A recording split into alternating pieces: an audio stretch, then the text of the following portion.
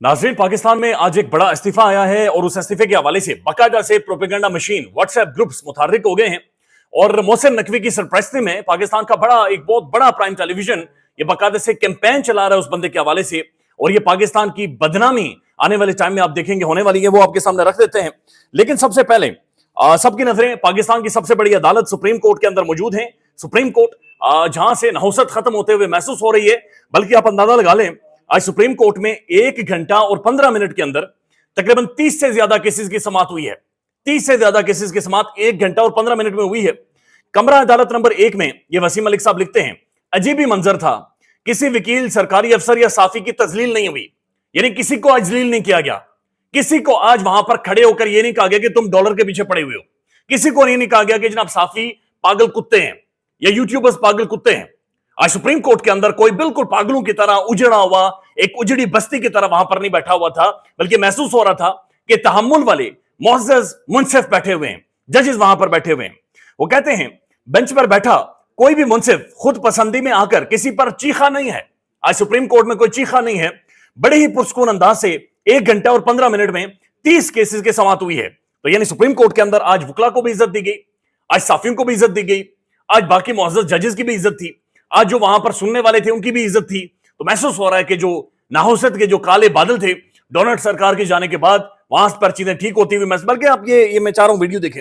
ये ऐसा नहीं होना चाहिए। हम बतौर इदारा और मैं बतौर जर्नलिस्ट हम इस रवैये को सपोर्ट नहीं करते, लेकिन ये वो रवैया है जो काजी साहब ने बोया है।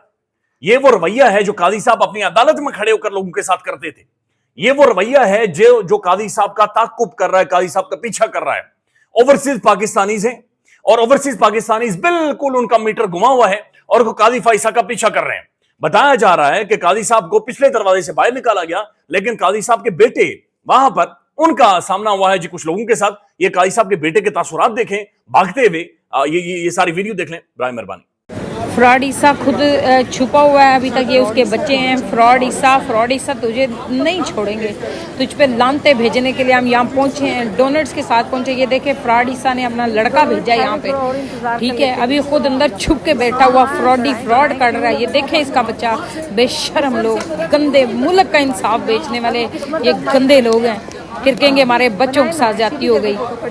अंदाजा लगा लें कि पाकिस्तान की अदालतों को, पाकिस्तान के कानून को, निजाम इंसाफ को काजी फाइसा ने बिल्कुल डोनट की सतह पर लाकर छोड़ा है। यह पाकिस्तान का प्रोमिनेंट अंग्रेजी अखबार है जी डॉन न्यूज।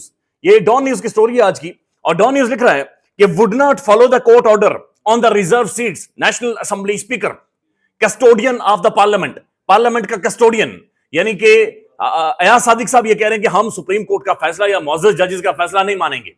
अब ये कौन से मुअज़्ज़ज़ जजेस हैं? जो 8 जजेस जिन्होंने मखसूस नशिस्तों के हवाले से फैसला दिया था, इनसे मिसकैलकुलेशन हुई है, और ये बड़ी खौफनाक किस्म की मिसकैलकुलेशन इनसे ऑनरेबल जस्टिस यहिया आफरीदी साहब के हवाले से हुई है।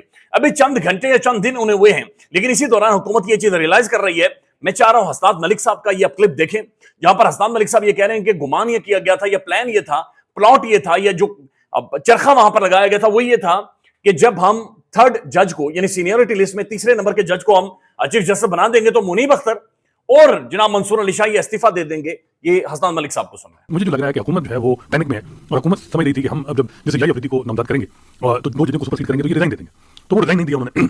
उसके बाद कल यहिया आफरीदी साहब ने उनको कमेटी में भी डाल दिया, प्रैक्टिस प्रोजेक्ट की कमेटी। अब आप देखते हैं तो सुबह से जो नून लीग के लामिक हैं वो ये बात कर रहे हैं कि जैसे मंसूर अली शाह को हिस्सा नहीं बनना चाहिए, इसको एनी बेंच का नहीं होना चाहिए, और बार बार वो यही कर रहे हैं कि जैसे मुनीब अख्तर, और बल्कि कई लोग कह रहे हैं कि उनको रिजाइन देना चाहिए। हालांकि 90s में आपने देखा कि जब सिजाद अली शाह जूनियर जज को पीपल्स पार्टी ने चीफ जस्टिस बनाया था, तो उनसे जो सीनियर थे जैसे अजमल मियां और तो वो मौजूद रहे। उसके बाद जब सिजाद अली शाह को घर भेजा गया तो अजमल मियां चीफ जस्टिस बने, बल्कि उन्होंने अपनी किताब में लिखा था कि जब मैं बना तो मुझ पे नून लीग की हुकूमत थी, तो ये एक्सपेक्ट कर रहे थे कि फेवर दी जाएगी जरदारी साहब का जो उस वक्त प्रोटेक्शन आर्डर ना हो, वो सेनेटर थे उस वक्त, लेकिन वो कहते हैं कि नहीं, हमने उनकी बात नहीं मानी। तो ये एक बड़ा अफसोसनाक सूरत हाल है कि मेरा जज ये वाला जो मामला है, अमीनुद्दीन खान साहब इतना फोकस हुकूमत ने किया हुआ है।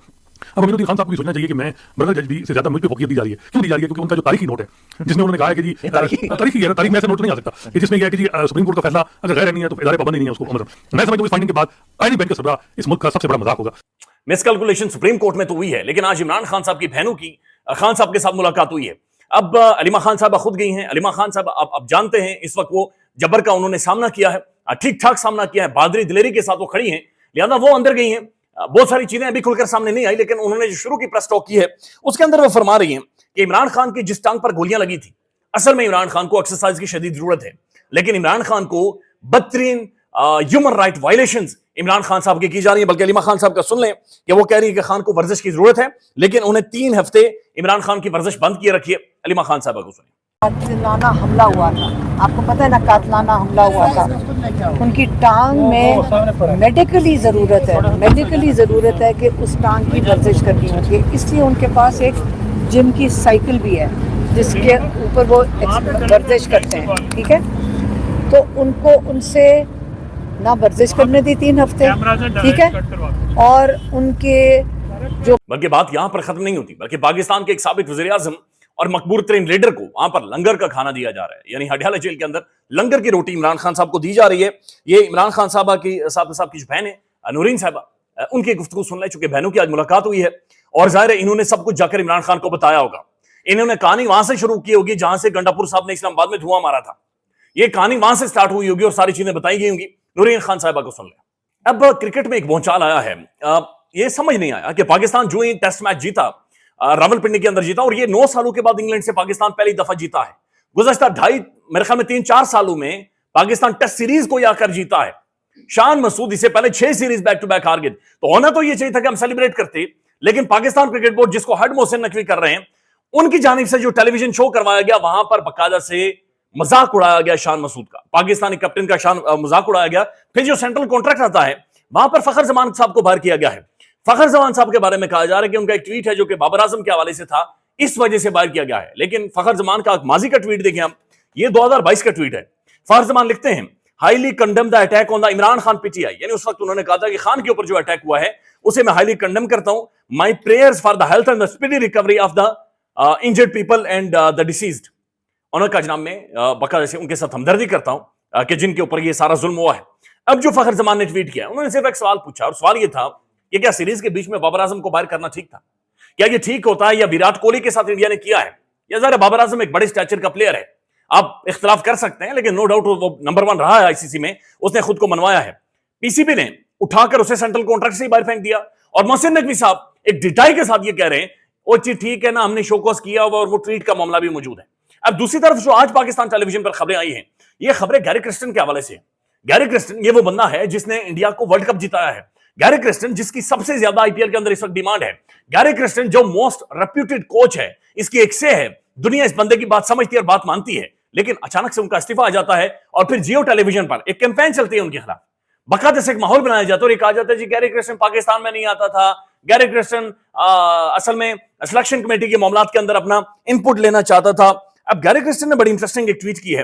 वो ये कह रहा है गैरी क्रिस्टन कि बहुत जरूरी है कि आप अगर कोच हैं तो, बल्कि ये गैरी क्रिस्टन ने माजिद के साथ मिकी ऑथर की ट्वीट है। उन्होंने कहा कि you can not have a input from the coach in the terms of the selection, he looks the players in the I every day. वो कहते हैं कि जनाब आप जब टीम को सिलेक्ट करते हैं उसके अंदर कोच की इनपुट लाजमी होती है, क्योंकि कोच रोजाना हर वक्त उस आई टू आई देख रहा होता है उस प्लेयर को। डायरेक्टली जो प्लेयर के साथ होता है, टाइम गुजारता है, वो उनका कोच होता है। लिहाजा आपको जरूरी है, आपको चाहिए कि कोच का इनपुट हो सिलेक्शन कमेटी के अंदर और उसके बाद जाकर आप एक टीम को बनाएं या टीम को सिलेक्ट करें। लेकिन यह कहा जा रहा है कि अपनी मर्जी के लोगों को मुख्तलिफ कैटेगरीज के अंदर पीसीबी की जो कॉन्ट्रैक्ट है उसके अंदर लाना चाह रहे थे गैरी क्रिस्टन, इस वजह से उन्हें बाहर कर दिया गया है। अब ये मुख्तलिफ जो लोग इसके ऊपर रद्द-ए-अमल दे रहे हैं, ये अरफा फिरोज जक्का साहब है, ये लिखते हैं, it is an honour for any player to represent Pakistan and become captain of our country, such feelings are, ये रिजवान को जो कैप्टन बनाएगा उनके हवाले से लिखा है। बट जो गैरी के हवाले से लिख रहे हैं, sources closer to the Gary Kirsten told Gary is not agreed to the version spread by the PCB via paid propagandist. यानी कि जो एक दिया जा रहा है बयानिया टेलीविजन के जरिए दिया जा रहा है या प्रोपेगेंडा साफी के जरिए दिया जा रहा है, और ये साफी मुख्तलिफ मोहसिन नकवी साहब के टीवी चैनल के, ये साफी जियो न्यूज के और चंद साफी समा टेलीविजन के। तो ये कहते हैं कि जो बड़ा क्लोज सोर्स है गैरी क्रिस्टन का, वो ये कह रहा है कि जो प्रोपेगेंडिस्ट के जरिए जो एक बयानिया बनाया जा रहा है कि गैरी क्रिस्टन असल में अपने मखसूस खिलाड़ी को लाना चाह रहा था, कुछ फेसेस उसे बड़े पसंद थे, वो कहते हैं Gary will put forward the reality and injustice bye the PCB in front of the world today. Gary पूरी दुनिया के सामने हमारी धोतियां खोलकर रखने वाला है, गैरी पूरी दुनिया के सामने हमारे कपड़े फाड़ कर रखने वाला है, और वो बताएगा कि असल में पाकिस्तान क्रिकेट बोर्ड जिसको एक non cricketer, non professional head कर रहा है मोहसिन नकवी, असल में मोहसिन नकवी ने जितना बेड़ा वजारत दाखिला का घर किया है उससे भी ज्यादा गर्क मोहसिन नकवी ने क्रिकेट को किया है और अब बैनुल अक़वामी एक जगह हंसाई का सबब मोहसिन नकवी साहब बनने वाले हैं। बीइंग वजीर इंटीरियर मिनिस्टर, आप हाल देख लें, ईमान मजारी साहब एडवोकेट और एडवोकेट हादी साहब को, इन दोनों को गिरफ्तार करके जेल के अंदर डाल दिया गया है। यानी अंदाजा लगा लें कि एक बंदा सड़क के ऊपर आकर सिर्फ ये नहीं कह सकता है, पूछ नहीं सकता इदारों से कि आपने रास्ते क्यों बंद किए हुए हैं, और कह रहे काराज सरकार में आपने मुदाखलत कर दी। तो ये एक बहुत बड़ा फेलियर है, बहुत बड़ा फेलियर। इसके ऊपर एक रद्द-ए-अमल है जो कि मौजूद है, और ये जो गैरी क्रिस्टन का इस्तीफा है ये हमें हॉन्ट करेगा। ख्याल रखिएगा, अपना बहुत सारा इवेंटफुल दिन है, मजीद आपको अपडेट करेंगे। अल्लाह हाफिज। पाकिस्तान में इस वक्त सबसे बड़ा मसला बोलने का है। पाकिस्तान में बोलने नहीं दिया जाता, जुबानें खींच ली जाती हैं, डर है, खौफ है, टेरर है।